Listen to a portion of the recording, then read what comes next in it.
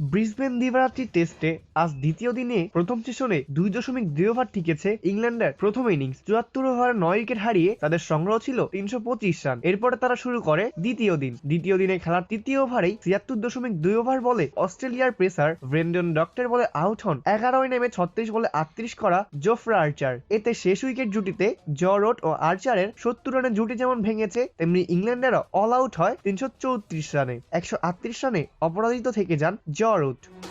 Australia এরপর নিজেদের প্রথম ইনিংসে ব্যাটিংয়ে 21 ওভারে নেমে 1 উইকেট হারিয়ে 130 রান তুলে প্রথম সেশনের খেলা শেষ করে। ইংল্যান্ডের প্রথম ইনিংস থেকে 204 রানে পিছিয়ে আছে এখন অস্ট্রেলিয়া ক্রিকেট দল। ক্রিজে আছেন ওপেনার জেক ওয়েদারলেট ও মার্নাস লাবুশেন।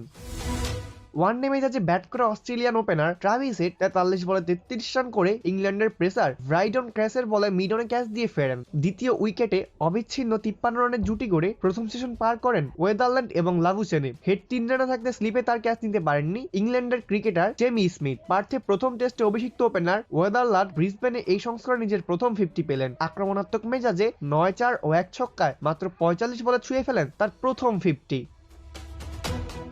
হেডের সঙ্গে ওপেনিং জুটিতে তোলা 77 রানে ওয়েদারল্যান্ডের অবদান ছিল 36 বলে 40 রানের। ধীরে সুস্থে খেলতে অভ্যস্ত লাবুশেনেও একটু আক্রমণাত্মক ঢঙে ব্যাটিং করছেন আজকে। ড্রাইভের বল তিনি ছাড়েননি। উইকেটের আসা ইংল্যান্ডের 4 পেসার জোফরা আর্চার, গাস অ্যাটিকসন, ব্রেইডন কার্স ও বেন স্টোক ফুল লেংথ থেকে ডেলিভারিগুলো সুইং করানোর চেষ্টা করছেন। এতে ড্রাইভ খেলার বল পেয়েছেন অস্ট্রেলিয়ান ব্যাটসম্যানরা। পুল বা হুক করার মতো শট বলও ছাড়েননি তারা। দিবারাত্রি টেস্টে অস্ট্রেলিয়ার বিপক্ষে সর্বোচ্চ ব্যক্তিগত রানের ইনিংস এখন জ রুটের। গতকাল অস্ট্রেলিয়ার মাটিতে নিজের প্রথম সেঞ্চুরি পান এই ইংল্যান্ড কিংবদন্তি।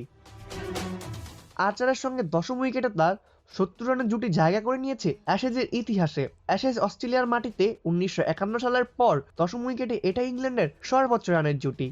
অপূর্ব দাস, প্লে ফার্স্ট নিউজ।